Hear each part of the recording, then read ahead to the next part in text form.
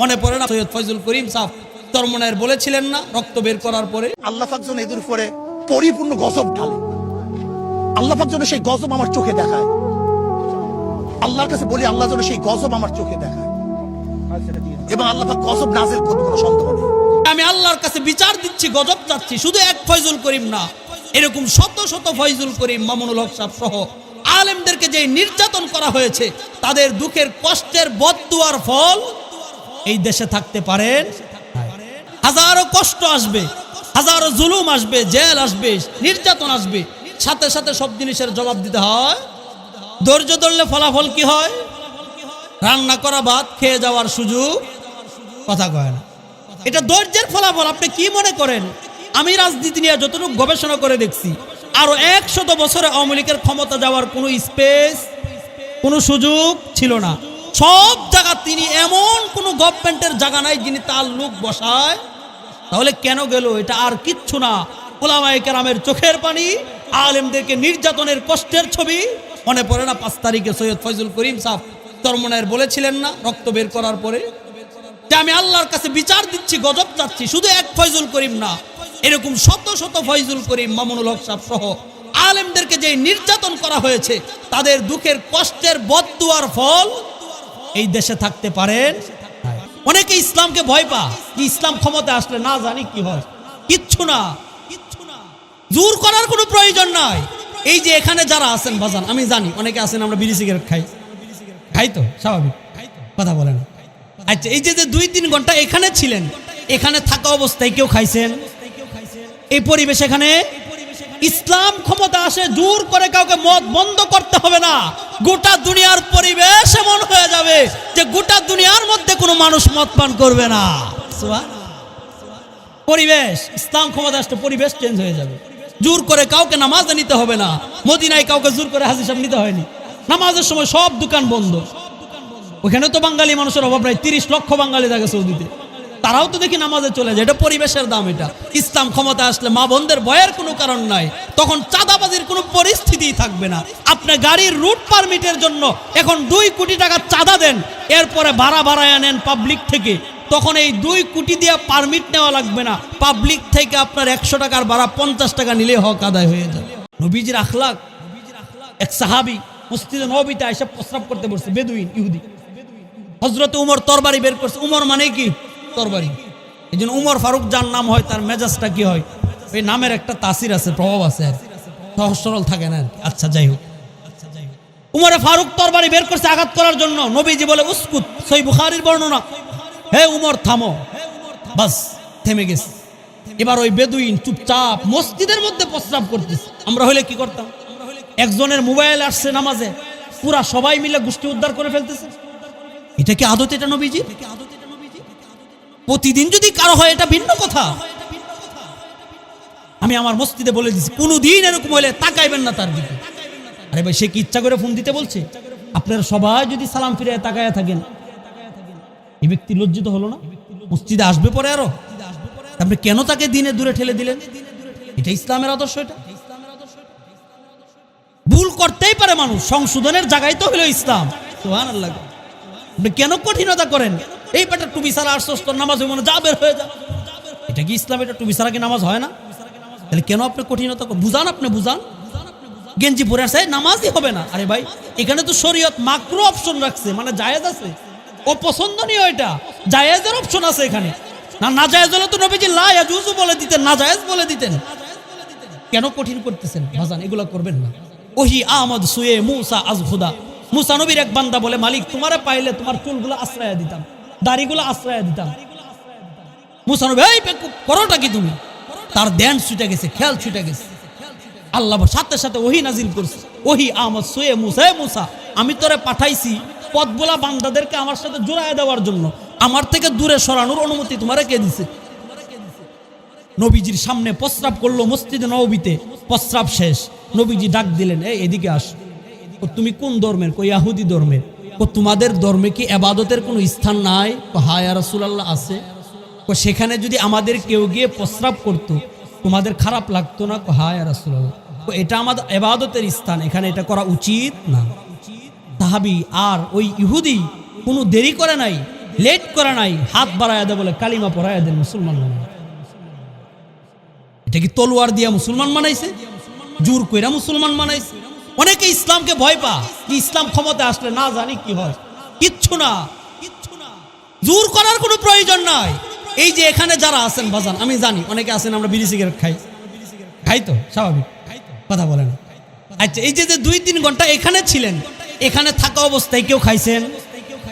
এই পরিবেশ, এখানে ইসলাম ক্ষমতা আসে, জোর করে কাউকে মদ বন্ধ করতে হবে না।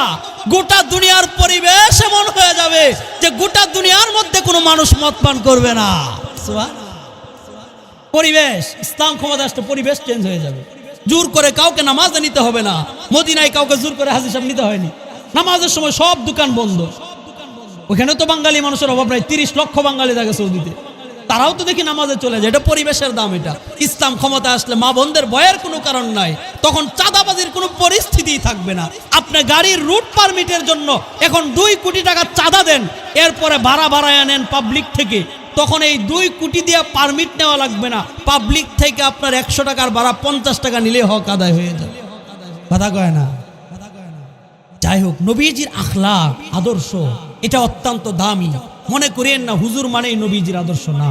আমি নবীজির আদর্শ আপনাদেরকে দেখাইতে পারি নাই, আমি বুঝাইতে পারি নাই, আমি বলতে পারি নাই। আমার দোষের কারণে ইসলামকে দোষ দিয়েন না, আমার অযোগ্যতার কারণে ইসলামকে অযোগ্য বলিয়েন না, আমার ত্রুটির কারণে ইসলামের প্রতি খারাপ ধারণা করিয়েন। আমি মানুষ, আমার দোষ থাকতে পারে। ইসলামী রাজনীতি যারা আমরা করি তাদের দোষ থাকতে পারে। এই জন্য ইসলামটাকে খারাপ মেসেজ দিয়েন না, ইসলামকে খারাপ মনে করা যাবে না। শুধু তাই না, আম্মাজান আয়েশার সাথে ও নবীজি জীবনে কোনোদিন না করেন নাই। শেষ করে দিচ্ছি বাজান, কষ্ট হচ্ছে বুঝতেছি। নবীজির শানে এক মহিলা সাহাবী, শাল আছে না চাদর, এক শাল বোনায় নিয়ে আসছে। ইয়া রাসূলুল্লাহ আনতা হাদিয়াতুন, এটা আপনার জন্য হাদিয়া। নবীজি শাল পেঁচায় বসছে। নবীজি দেখেন না কেমন শানওয়ালা নবী, পুরা মজলিস থেকে উইটা গিয়া সামান্য এক বিধবা মহিলার কথা রাখার জন্য ভিতরে চলে গেছে। শালটা নিজের গায়ে, সহিহ বুখারীর বর্ণনা, নিজের গায়ে শাল পেঁচায় আয়েশা বসছে। এবার ওই মহিলা পর্দার আড়াল থেকে দেখে আর মনে ভাবে, হারে আমার চাদর নবীজি গায়ে দিচ্ছে। আর আমি তো মুফতি মুহাদ্দিস দামি হয়ে গেলে, প্রফেশনাল হয়ে গেলে দেখা করার সুযোগ, খাদেমের অভাব নাই।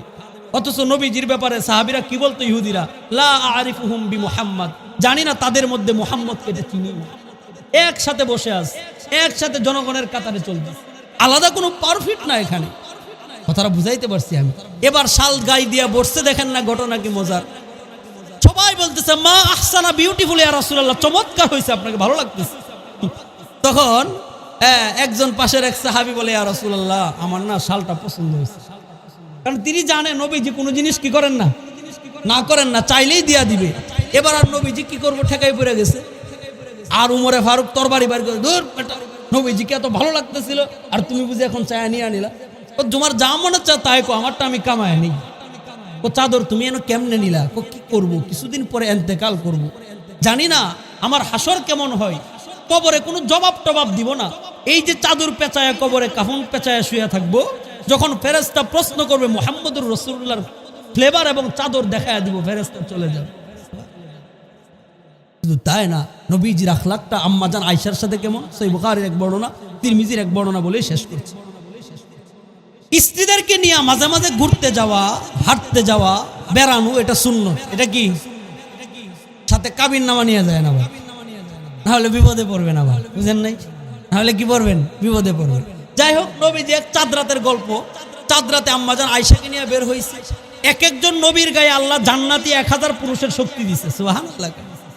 তো দেখা যাচ্ছে ওই যে চাঁদ রাত্রে হাঁটতেছে, তো নবীজি বললে, আয়েশা চলো আমরা একটা দৌড় প্রতিযোগিতা দিই। কি প্রতিযোগিতা? দৌড় প্রতিযোগিতা দিই, চলো। চলেন ইয়া রাসূলুল্লাহ। এবার দৌড় প্রতিযোগিতা, ওই যে একটা পিলার আছে, দেখি কে এটাকে আগে স্পর্শ করতে পারে। দুজন একসাথে দৌড় দিছে।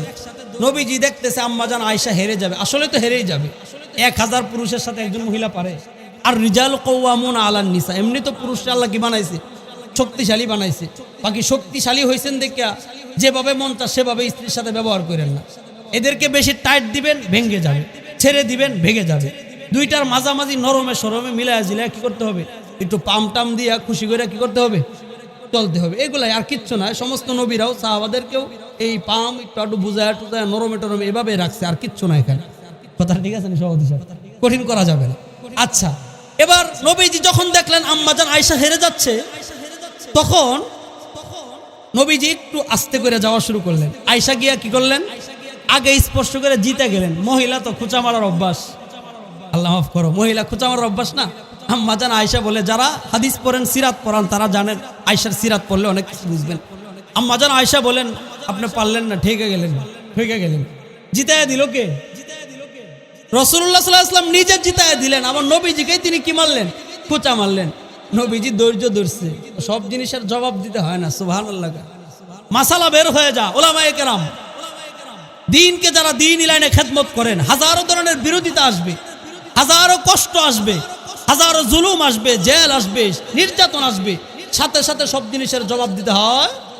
ধৈর্য ধরলে ফলাফল কি হয়? রান্না করা ভাত খেয়ে যাওয়ার সুযোগ, কথা কয় না। এটা ধৈর্যের ফলাফল। আপনি কি মনে করেন, আমি রাজনীতি নিয়ে যতটুকু গবেষণা করে দেখছি, আরো 100 বছরে আওয়ামী লীগের ক্ষমতা যাওয়ার কোনো স্পেস, কোনো সুযোগ ছিল না। সব জায়গা তিনি, এমন কোনো গভর্নমেন্টের জায়গা নাই যিনি তার লোক বসায়। তাহলে কেন গেল? এটা আর কিচ্ছু না, উলামায়ে কেরামের চোখের পানি, আলেমদেরকে নির্যাতনের কষ্টের ছবি। মনে পড়ে না 5 তারিখে সৈয়দ ফয়জুল করিম সাহেব চরমনায়ের বলেছিলেন না, রক্ত বের করার পরে, যে আমি আল্লাহর কাছে বিচার দিচ্ছি, গজব চাচ্ছি। শুধু এক ফয়জুল করিম না, এরকম শত শত ফয়জুল করিম, মামুনুল হক সাহেব সহ আলেমদেরকে যে নির্যাতন করা হয়েছে, তাদের দুঃখের কষ্টের বদদুয়ার ফল এই দেশে থাকতে পারেন। তাহলে দেশের উন্নতি তো কম করেন নাই। দেশের জন্য কি কম করছেনি? সত্যটা তো স্বীকার করতে হবে। উন্নতি কম করছে, ইতিপূর্বেও যা হয়েছে তার চাইতে অনেক বেশি করেছেন। উন্নতি করতে গেলে কত মারছে, খাইছে, এটা পরের বিষয়। সব জায়গায় কাজ হইলে 50% খায়, সব গভর্নমেন্টই খাবে, এটা কোনো বিষয় নেই। তো এই অবস্থায়ও ধৈর্য ধরলে আল্লাহ পাক এটার কি করেন? ফলাফল দেন। তো আম্মাজান আয়েশা খোঁচা দিছে, নবীজি ধৈর্য দিছে, চুপচাপ হয়ে রয়েছে। কিছুদিন পর তিরমিজি শরীফের অংশ এটা, আরেকদিন চাঁদরাতে বের হয়েছে, আয়েশা চলো আরেকটা দৌড় প্রতিযোগিতা হয়ে যাক, প্রতিশোধ নিতে হবে না, আরেকটা দৌড় প্রতিযোগিতা হয়ে যাক। এবার দৌড় প্রতিযোগিতা দিছে, এবার আর নবীজিকে কি করতে দেয় নাই, ঠেকাইতে দেয় নাই। এবার নবী আলাইহিস সালাতু ওয়াস সালাম গেলেন, জিতে গেলেন। এবার নবীজি কি বলছে? তিলকা বিতিলকা, সুবহানাল্লাহ বলেন। তিলকা বিতিলকা, ওই যে আয়েশা, এটা ওইটার প্রতিশোধ, সুবহানাল্লাহ। আম্মাজান আয়েশা হেসে দিছে, নবীজি হেসে দিছে, মারির দাঁত দেখা দিয়েছে, আল্লাহ পাক তার আমলনামায় নেকি লিখে দিয়েছে। তাহলে স্ত্রীর সাথে হাসি খুশি থাকা, সুন্দরভাবে চলা, তাদেরকে খুশি রাখা, এটা ইসলামের বিধান নেই। এটা আমাদের মধ্যে অনেক অভাব।